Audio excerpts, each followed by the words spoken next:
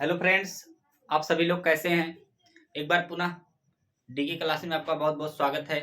एक नए टॉपिक के साथ पुनः आए हुए हैं।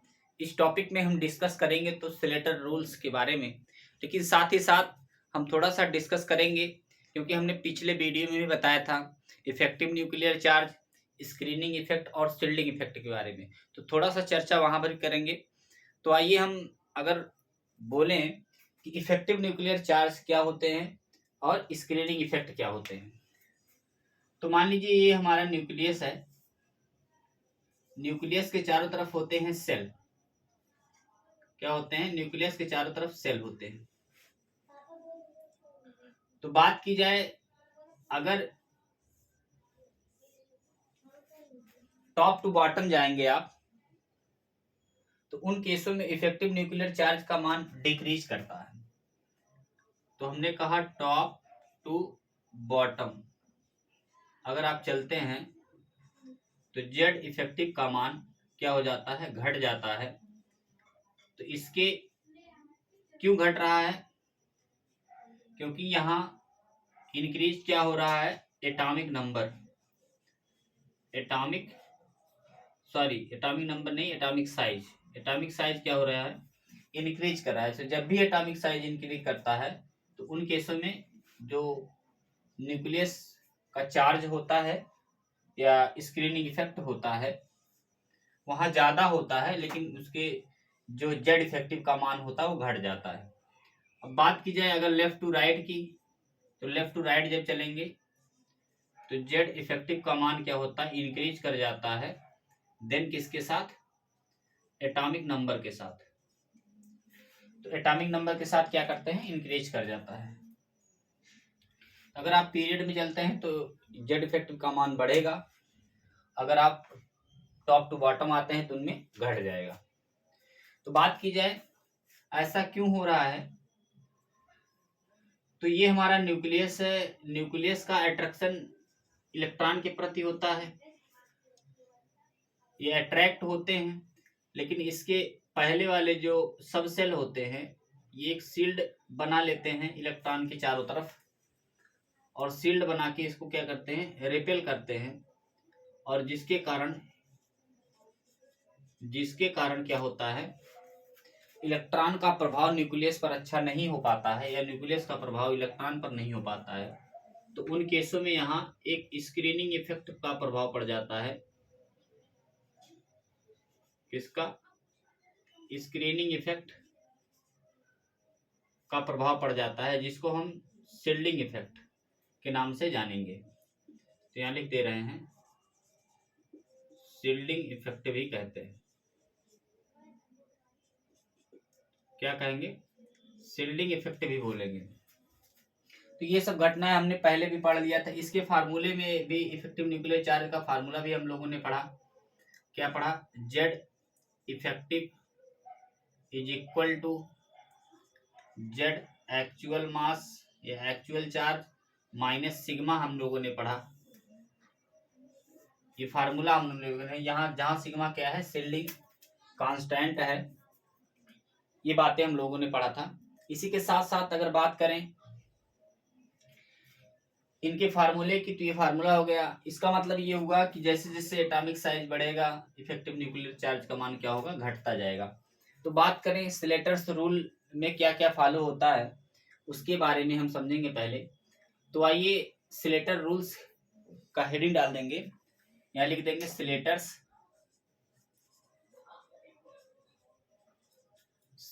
रूल। स्लेटर्स रूल क्या बताता है कि जब भी आप किसी भी एटम का इलेक्ट्रॉनिक कॉन्फ़िगरेशन करते हैं, जब आप एस से पी में इलेक्ट्रॉन एंट्री करते हैं तो उनके लिए अलग अलग सेल होते हैं। उन सेलों में इलेक्ट्रॉन की जो वैल्यू रखी जाती है उसके लिए मान देखा जाता है। तो कहने का मतलब ये है, मान देखने का मतलब ये है कि कभी भी जो हमने के एल एम देन एन लिखा है तो सबसे आउटर को एन बोलते हैं। ये आउटर क्या है? सेल है। इसको बोलेंगे एन। इसकी वैल्यू एस और पी के लिए 0.35 होती है। इसके बाद एन माइनस वन होता है। एन माइनस वन के लिए जो वैल्यू होती है यस और पी के लिए वो होता है 0.85। इसके बाद होता है n-2 के लिए वैल्यू 1 होती है और n-3 के लिए भी वैल्यू 1 मानी जाती है यस और पी ऑर्बिटल के लिए। कुछ ऐसे रूल्स है, इसको भी हम लोग पढ़ेंगे। तो बात की जाए इनके रूल्स में क्या क्या चीजें फॉलो करना है, किस किस के बारे में हमको समझना है, इनके बारे में हमको बताना है ना। तो आइए हम इसके एक एक रूल्स को समझते हैं। तो पहला पॉइंट क्या लिख सकते हैं, पहले रूल्स को क्या लिख सकते हैं यहाँ। तो पहले रूल्स को हम लिख सकते हैं each of the other electron, each of the other electron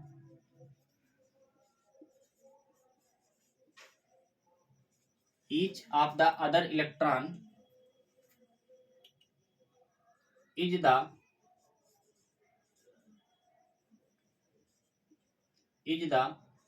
S and P। किसके लिए लिख सकते हैं, S and P group, S and P group, S and P group के बारे में हम समझेंगे। इसके जो मान होते हैं या वैल्यू होता है वो 0.35 रखा जाएगा। क्या रखा जाएगा, 0.35 रखा जाएगा। तो इसके बारे में हम समझेंगे। ग्रुप कंट्रीब्यूट्स, क्या लिखेंगे, कंट्रीब्यूट्स इज 0.35। किसके लिए है ये, यस ऑर्बिटल्स के लिए है। अब इसी प्रकार से अगर दूसरे पॉइंट की बात करें, each of the other electron is the n-1 group contributes is, क्या लिख सकते हैं, या लिख सकते हैं 0.85 for S and P orbitals, यानी S और P ऑर्बिटल्स के लिए इसके वैल्यू रखेंगे, है ना। क्या रखेंगे, S और P ऑर्बिटल्स के लिए वैल्यू रखेंगे। तीसरे पॉइंट की बात करें, each of the other electron in the, यहां भी इन द ही लिखेंगे, इन द ब्रैकेट में n-2, यहां n-1 था, वहां n-2 ग्रुप्स कंट्रीब्यूट्स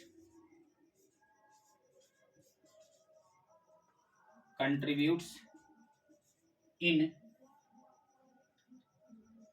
1, क्या रखा जाएगा, 1 रखा जाएगा। 1 ब्रैकेट में क्या लिख दे रहे हैं, 1 ही लिख दे रहे हैं, ठीक है। n-2 के लिए वैल्यू रखी जाएगी, किसके लिए, for S P D orbitals, सभी के लिए वैल्यू मानी जाएगी ये। चौथे पॉइंट की बात करें अगर, तो each of the other electron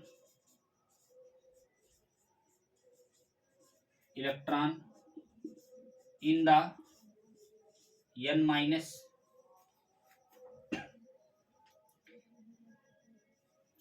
के लिए, इन द ND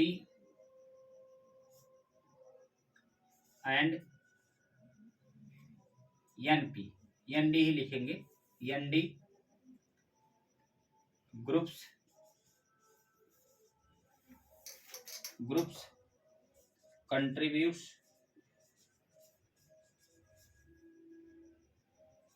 इन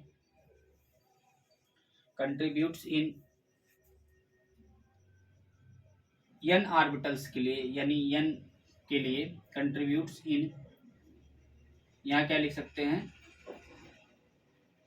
यहाँ लिख सकते हैं आप 0.35। ND के लिए क्या लिख सकते हैं, 0.35 फॉर d ऑर्बिटल्स। किसके लिए, d ऑर्बिटल्स के लिए। अब बात की जाए अगर पांचवें पॉइंट की, तो पांचवें पॉइंट में अगर बात की जाए, जो हमने लिखा अभी n-2, यहाँ हमने लिखा है n-2, यहाँ इसी के वैल्यू के लिए भी यही लिख सकते हैं, पांचवें पॉइंट लिखने की जरूरत नहीं है, यही लिख सकते हैं हम, n-3 भी लिख सकते हैं, यानी n-2 और n-3 के लिए जो वैल्यू रखी जाएगी, चाहे वो s ऑर्बिटल का हो, p ऑर्बिटल का या d ऑर्बिटल का हो, सबकी वैल्यू 1 मानी जाएगी, है ना। तो इस प्रकार से हमने 4 पॉइंट सिलेटर्स रूल में लिख दिया है। एक बार फिर से समझ लेंगे, each of the other electron in the s और p ऑर्बिटल्स या p groups contributes is 0.35 for sp orbitals, है ना। तो sp ऑर्बिटल्स के लिए जो पहला सेल होगा, जिसमें n सेल के लिए इलेक्ट्रॉन ज्ञात किए जाएंगे, यहाँ देखिए हमने लिखा है 0.35 माना जाएगा सबसे आउटर सेल का। इसके बाद दूसरा point, each of the other electron is the, क्या लिख सकते हैं यहाँ, in the n-1 groups contributes in 0.85 for s और p ऑर्बिटल, यानी s और p ऑर्बिटल्स के लिए जो इनर वाला ऑर्बिटल्स होगा n-1 सेल वाला, तो n-1 सेल वाला ये वाला, देखिए ये n वाला है और ये n-1 वाला है, तो इसके लिए वैल्यू s और p के लिए कितनी रखी जाएगी, 0.85 रखी जाएगी सिलेटर्स रूल्स के अनुसार। तीसरा point, each of the other electron in the n-2 and n-3 groups contributes in 1 for spd and spd orbitals के लिए, तो इसके अंदर वाले जो इनर ऑर्बिटल्स यानी n-1, n-2, n-3, इन दोनों के लिए जो वैल्यू रखी जाएगी, इन दोनों ऑर्बिटल्स के लिए जो वैल्यू रखी जाएगी सब ऑर्बिटल्स के लिए, वो वैल्यू कितनी मानी जाएगी, 1 मानी जाएगी। कितनी मानी जाएगी, 1 मानी जाएगी। अब बात करें चौथे पॉइंट की, each of the other electron in the nd groups contributes in 0.35 for d orbitals. अभी मान लीजिए हम लोगों ने d ऑर्बिटल्स या f ऑर्बिटल्स के लिए अगर पढ़े, तो ये हम f भी लिख दे रहे हैं, n f ऑर्बिटल्स, इनके लिए अगर पढ़ें, इनके लिए अगर हम पढ़ें, तो इनके लिए जो वैल्यू मानी जाएगी, वो वैल्यू मानी जाएगी, मान लीजिए इधर की अगर बात करें, तो यहाँ पर जो आउटर सेल की वैल्यू मानी जाएगी, ये n वाला है, ये n-1 वाला है ना, इसके बाद n-2 वाला है, इसके बाद ये आ जाएगा आपका n-3 मान ले रहे हैं। तो बात कीजिए इसकी आउटर सेल की जो किसके लिए, d एंड f ऑर्बिटल के लिए जो वैल्यू मानी जाएगी n की, वो 0.35 मानी जाएगी, बाकी सबकी 1 कितनी मानी जाएगी, सबकी 1 वैल्यू मानी जाएगी। तो इस प्रकार से हमने इसके लिए कंट्रीब्यूट्स लिख दिया। तो अभी आउटर सेल वाला जो इलेक्ट्रॉन था n के लिए, nd nf के लिए उसकी वैल्यू कितनी मानी जाएगी, 0.35, तो यहाँ हमने लिख दिया है 0.35। इस प्रकार से हम लोगों ने इसके बारे में वैल्यू पढ़ लिया। अब एक ग्राफ के द्वारा हम इस वैल्यू को समझेंगे, किस प्रकार sp के लिए और d और f के लिए किस प्रकार से हम इस वैल्यू को रखेंगे और आसानी से सवाल को सॉल्व करेंगे, है ना। तो आप शॉर्ट स्क्रीन ले लेंगे। तो हमने इसको रीच कर दिया है। अब बात कीजिए इनके ग्राफ के बारे में, किस प्रकार हम ग्राफ द्वारा इसको समझेंगे। तो पहली चीज तो इस ग्राफ में इधर हम लिख देंगे ऑर्बिटल्स, क्या लिख देंगे, ऑर्बिटल्स लिख देंगे। ऑर्बिटल्स में s एंड p, और दूसरे के लिए आ जाएगा d एंड f। इसके बाद अगर बात की जाए इन्हीं ऑर्बिटलों में अगर बात की जाए जो इलेक्ट्रॉन के वैल्यू के लिए अगर रखा जाएगा तो यहाँ लिख सकते हैं पर इलेक्ट्रॉन्स क्या हो जाएगा इन ऑर्बिटल्स, यानी पर इलेक्ट्रॉन इन ऑर्बिटल्स। इन ऑर्बिटलों में जो इलेक्ट्रॉन की वैल्यू रखी जाएगी वो किस प्रकार रखी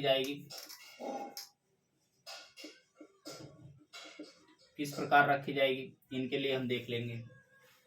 तो बात की जाए अगर इन वैल्यूओं की, तो यहाँ पर हमने रख दिया n, ये n के लिए हो गया। इसके बाद यहाँ रख दिया n-1, ये n-1 के लिए हो गया। n-2 के लिए हो गया। n-3 सबसे आउटर वाला हो गया, n-3 वाला।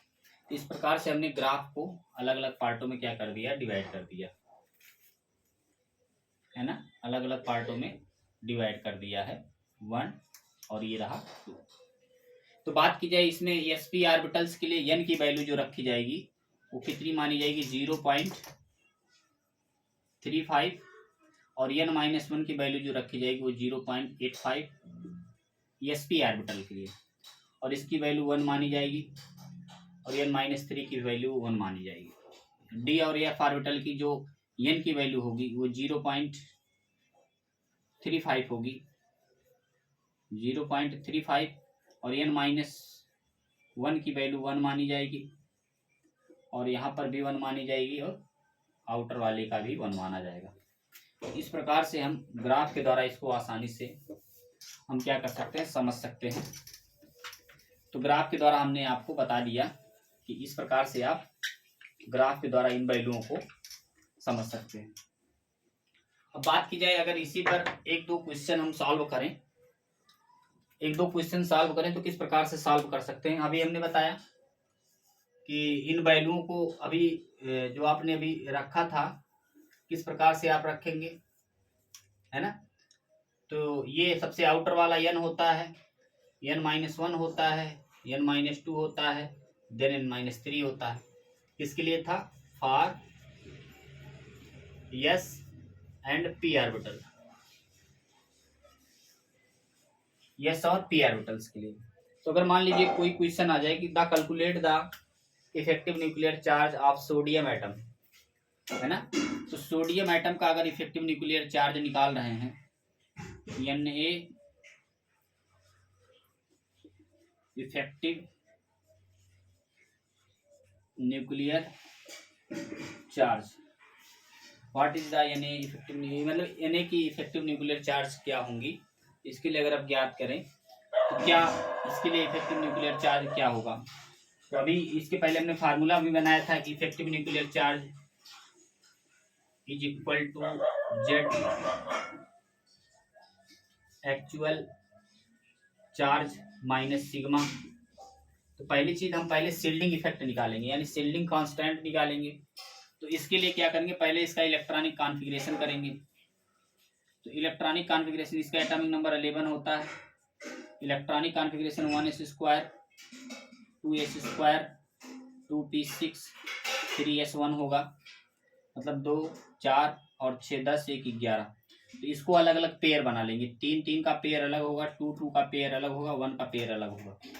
तो जो ये वैल्यू है ये n की वैल्यू है, ये n-1 की वैल्यू है, ये n-2 की वैल्यू है। सबसे आउटर में क्या रखेंगे, सबसे आउटर में हमने रख दिया n की वैल्यू, है ना। तो यहाँ रखेंगे 2 इलेक्ट्रॉन, फिर 8 इलेक्ट्रॉन, फिर 1 इलेक्ट्रॉन। तो इसके लिए मान लीजिए हमने सबसे आउटर को क्या माना, n माना है। तो सबसे आउटर को n माना है। तो s और p ऑर्बिटल के लिए, s ऑर्बिटल के लिए ये n की वैल्यू कितनी है, 0.35। तो यहाँ पहले लिख ले रहे हैं सिग्मा, है ना, shielding constant is equal to क्या हो जाएगा, 0.35 इंटू आउटर वाला इलेक्ट्रॉन क्या होगा, ये आसानी से रिलीज हो सकता है, निकल सकता है, इसीलिए इसको वैल्यू 0 मान लेंगे, ठीक है। प्लस अब इन दोनों को जोड़ लेंगे 8 एस और पी ऑर्बिटल के लिए n-1 की वैल्यू कितनी हो जाएगी 0.85, तो इसमें लिख देंगे 0.85 इंटू कितना हो जाएगा 8 ब्रैकेट क्लोज। इसके बाद n-2 की वैल्यू कितनी हो जाएगी, यहाँ हो जाएगी 1 इंटू 2। अब इसको सबको सब सॉल्व करेंगे तो इसकी वैल्यू 0 हो जाएगी, इसको सॉल्व करेंगे यहाँ प्लस आ जाएगा, इनको सॉल्व करेंगे तो ये 40 है ना, और 28 64 यानी 64 हो जाएगा। तो 6 पॉइंट कितना हो जाएगा 8 28 64 1 68 यानी 6.80 कितना आएगा, प्लस ये 2 लिख देंगे। अब सभी को इनको जब सॉल्व करेंगे, इनको जब जोड़ेंगे तो इसको इस प्रकार से हम जोड़ सकते हैं 6.80 और ये हो जाएगा 2.00 08 और ये कितना हो जाएगा आपका 8, तो 8.80 आ जाएगा। कितना आ जाएगा 8.80। तो इनको जब अभी जोड़ेंगे आप तो 8.80 आ जाएगा, ठीक है 8.80। अब क्या करेंगे हम, अब इफेक्टिव न्यूक्लियर चार्ज निकालेंगे। किसका क्या निकालेंगे, इफेक्टिव न्यूक्लियर चार्ज निकालेंगे। जब हम इफेक्टिव न्यूक्लियर चार्ज निकालेंगे तो उन केसों में क्या होगा, उन केसों में इफेक्टिव न्यूक्लियर चार्ज क्या होगा। अब हम एक्चुअल वैल्यू रखेंगे। एक्चुअल वैल्यू क्या है, ये एक्चुअल चार्ज है ना।